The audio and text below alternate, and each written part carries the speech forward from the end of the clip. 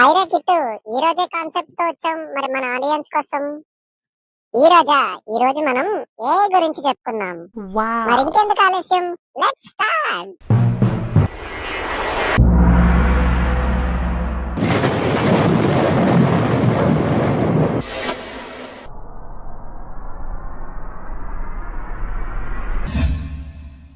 Kit, life logout అయిపోయిందిరా.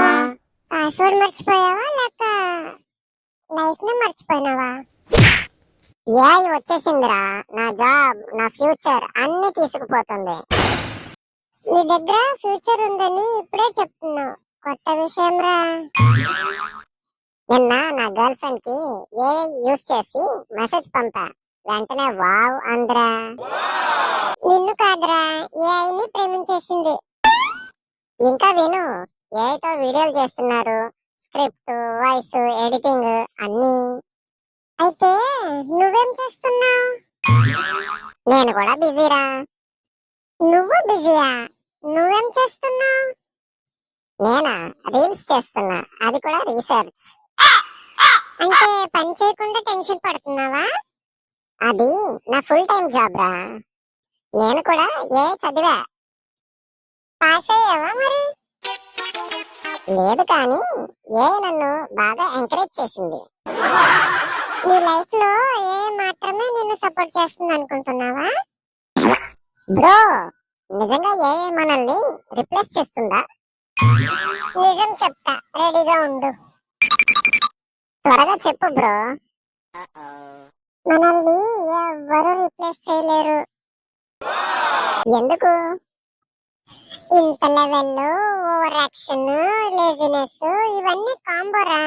ఏఐకి ఇది impossible. అంటే మనకి ఇంకా ఛాన్స్ ఉందా? ఛాన్స్ కాదు, ఆడియన్స్ కి మనమే పనిష్మెంట్. అయితే మన ప్లాన్ ఏంటి?